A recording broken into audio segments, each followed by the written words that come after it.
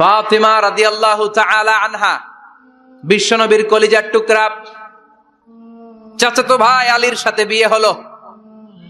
আলী যখন প্রস্তাব দিল ফাতেমার কাছে, যে বলে, ও ফাতেমা রাজি আছো কিনা? চুপচাপ, কথা কয় না। বিশ্বনবী বুঝলেন রাজি, দুইজনকে বিয়ে পড়িয়ে দিলেন। বিয়ে পড়িয়ে দুইজনকে দাঁড় করিয়ে দিয়ে বিশ্বনবী অজু করলেন। অজু করার পরে সামান্য কিছু অজুর পানি ছিল, আলীর মাথার মধ্যে ছিটিয়ে দিলেন, বরকতের পানি। সুবহানাল্লাহ কইবেন না? সুবহানাল্লাহ। অজু করে সাইয়েদনা আলীর মাথার মধ্যে ছিটিয়ে দিলেন আর দোয়া করে দিলেন, বারাকাল্লাহু লাকুমা ওয়া বারাকা আলাইকুমা ওয়া জামাআ বাইনাকুমা ফি খাইর। আল্লাহ তোমাদের দুইজনকে বরকত দিয়ে দাম্পত্য জীবন শুরু করার তৌফিক দান করুক। আবার দোয়া করলেন, আল্লাহুম্মা বারিক লাহুমা ফি বিনাইহিমা, ওদের সম্পর্কে বরকত দেন। ওয়া নাসালিহিমা শিবলিহিমা, ওদের গর্ভে যে সন্তান আসবে এগুলোর শ্রেষ্ঠ সন্তান বানান। 1 বছরের ব্যবধানে ঘরটাকে আলোকিত করে প্রথম সন্তানের জন্ম হাসান। সুবহানাল্লাহ। হাসান রে বিশ্বনবী এত আদর করেছেন, বিশ্বনবীর কাছ থেকে এত আদর কেউ কোনোদিন পায় নাই। হাসান রে বিশ্বনবী ডাকতেন লুকা। বুখারীর বর্ণনা। শব্দটা কি? লুকা মানে পিচ্ছি। ছোট বাচ্চাদেরকে আপনারা কি কন? আরে পিচ্ছি তো আমি কইছি, আপনারা কি কন? বাচ্চা বলেন, বাবু বলেন, আর কিছু কি বলেন? আর কিছু নাই। তাহলে যে বাবু পিচ্ছি, হ্যাঁ, এই বাবু পিচ্ছি আরবি হচ্ছে লুকা। বিশ্বনবী ফাতেমার ঘরে এসে বলতেন, আইনা লুকা, পিচ্ছিটা কই রে? আমার হাসান কই, আমার নানা ভাই কই?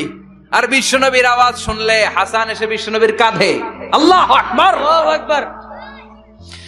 বিশ্বনবী বলতেন, ফাতেমা আমার কলিজার টুকরা, যে ফাতেমারে কষ্ট দেয় সে আমারে কষ্ট দেয়, ফাতেমারে আনন্দ দেয় মানে আমি বিশ্বনবীরে আনন্দ দেয়।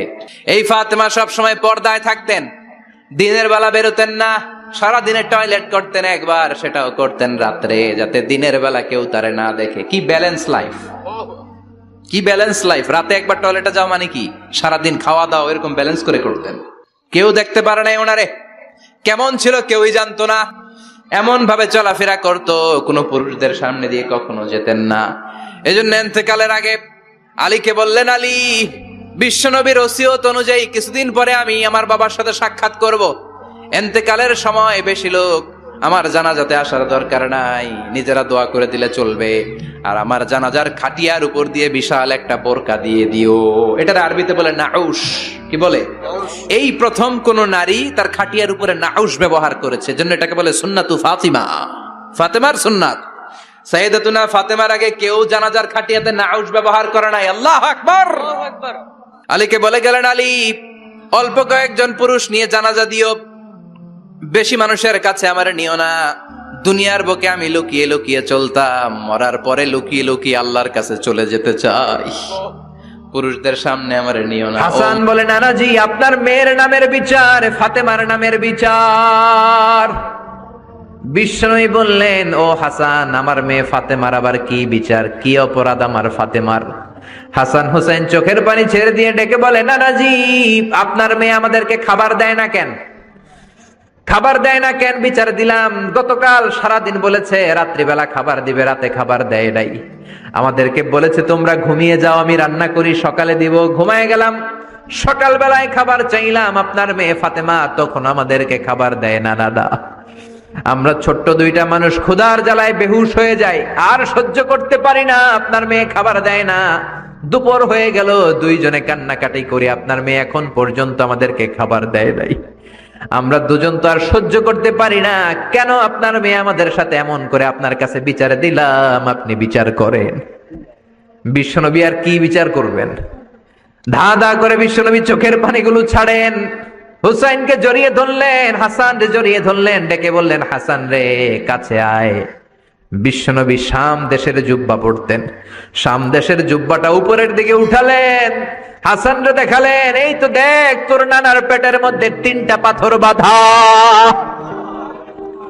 একদিন না খেয়ে থাকার কারণে তোদের পেটে এত জ্বালা, এত কষ্ট। আমি বিশ্বনবীর পেটে গত 3 দিন যাবত কোনো দানা পানি পড়ে নাই। আমি বিশ্বনবী তো না খেয়ে আছি রে হাসান, আমি তো 3 দিন না খেয়ে আছি, আমার পেটেও তো কিছু নাই। নানাও কাঁদলেন, নাতিও কাঁদলেন, পুরো পৃথিবীও কাঁদলো, ঠিক না? ওই কঠিন ক্ষুধার দিন, ওই কঠিন দুর্ভিক্ষের দিন বিশ্ব নবী যদি তার স্পেশাল দোয়াটা করতেন, জান্নাত থেকে জিব্রাইলকে দিয়ে খাবারের বস্তা পাঠিয়ে দিত কে? ওই দিন বিশ্ব নবী দোয়াটা করে নাই। আমার জন্য, আপনার জন্য, আমাদের জন্য দোয়াটা এখনো আসরাডাই। কি দিল দরিয়া নবী ছিল, নিজের বিপদের কথা ভুলে গিয়ে, নাতির বিপদের কথা ভুলে গিয়ে, ফ্যামিলির কথা ভুলে গিয়ে উম্মতের জন্য কেঁদেছে, ঠিক কিনা? গোটা বিশ্বের জন্য শিক্ষা এনেছে, সভ্যতা এনেছে, আমাদেরকে ভদ্রতা শিখিয়েছে। আর ওই নবীরে গালি দেয় এরকম কিছু ব্লগার বাংলার জমিনে আছে না নাই? তারা মানুষ নাকি শয়তান? এগুলো পিতৃ পরিচয়হীন জারদ সন্তান, জোরে বলেন ঠিক কিনা? দুই জায়গায় কেউ যদি আমাদেরকে ইনসাল্ট করে আমরা সহ্য করতে পারি না। এক হচ্ছে কোরআন, কোরআনকে নিয়ে গালি দিলে আমাদের কলিজায় আগুন আছে না নাই? বিশ্বনবীরে গালি দিলে কলিজায় আগুন ধরে যায়। যদি না ধরে যায় তুমি মুমিন নও, তুমি মুনাফিক। চিল্লা এখন ঠিক কিনা? আসল মানুষের বড় অভাব, অন্যের দুঃখে কাঁদবে, অন্যের জ্বালা নিজের অন্তরেও জ্বালার সৃষ্টি করবে, সেই মানুষ আর নাই, ঠিক কিনা? বিশ্বনবীর আগের গুনাহও নাই, পরের গুনাহও নাই, তারপরেও মুনাজাতে হাউমাউ করে কাঁদতেন। তিনি দোয়ায় বলতেন, আল্লাহ ইন্নী আব্দু কবনু আব্দি কবনু আমাতিক নাসিয়াতি বিয়াদিক। ও আল্লাহ, আমি আপনার গোলাম, গোলামের ঘরের গোলাম, বান্দির ঘরের গোলাম। আল্লাহ আমি আপনার গোলাম, গোলামের ঘরের গোলাম, মানে আমার বাপ আব্দুল্লাহ আপনার গোলাম, আমরা গোলাম বংশের। সুবহানাল্লাহ। গোটা বিশ্বের শ্রেষ্ঠ মানুষটা নিজের গোলাম বলতে দ্বিধাবোধ করতো না, বলতো আমি আপনার গোলাম, গোলামের ঘরের গোলাম, বান্দির ঘরের গোলাম, নাসিয়াতি বিয়াদিক। আমার মাথার চুলের ঝুঁটি আপনার হাতের মুঠোয়, আমার চুলের ঝুঁটি আপনার হাতের মুঠোয়, গোলামের মতো যেখানেই টানবেন আমি ওখানেই যাব। আল্লাহু আকবার। এই ছিল বিশ্বনবীর বিনয়। নিজেকে গোলাম বলতে স্বাচ্ছন্দ্য বোধ করতেন, কোনোদিন জীবনে অহংকার করেন নাই। কোনদিন বিশ্বনবী কারোর সাথে মুসাফা করতে যে নিজে আগে হাত টানেন নাই, যতক্ষণ না ওই লোকটা তার হাত টেনে নিয়েছে। সুবহানাল্লাহ। আর বিশ্বনবীর হাত ছিল আলিয়ানু মিনাদ দিবাজ, রেশমের কাপড়ের চেয়েও নরম। সিল্ক চিনেন? সিল্ক, সিল্কের কাপড়ের চেয়ে বিশ্বনবীর হাত ছিল নরম। এই নরম হাত মুসাফার মধ্যে যে একবার পাইতো কেউ ছাড়তে চাইতো না, ধরেই রাখতো। আর বিশ্বনবী নরম হৃদয়ের নবী, কেউ যদি না ছাড়ে বিশ্বনবীও ছাড়তেন না। সুবহানাল্লাহ। ওই নবী মুনাজাতে কাঁদতেন।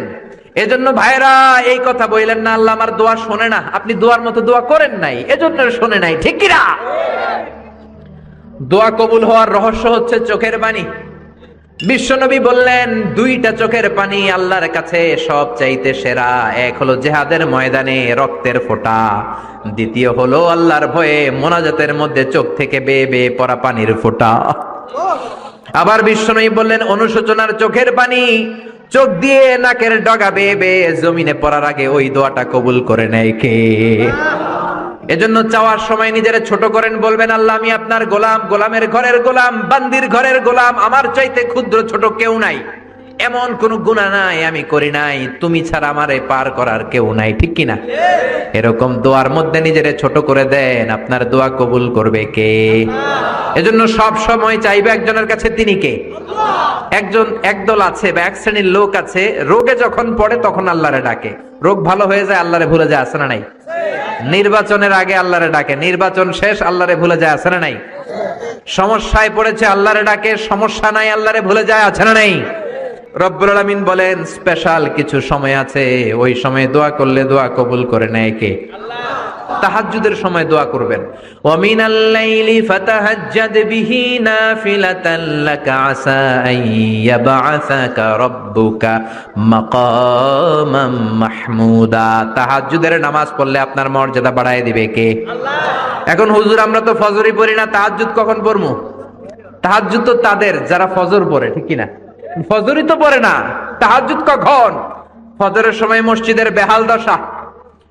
ফজরের সময় যত মসজিদে নামাজ পড়লাম খালি মুরব্বি চাচাদেরকে পাওয়া যায়, ইয়াং ছেলেরা নাই।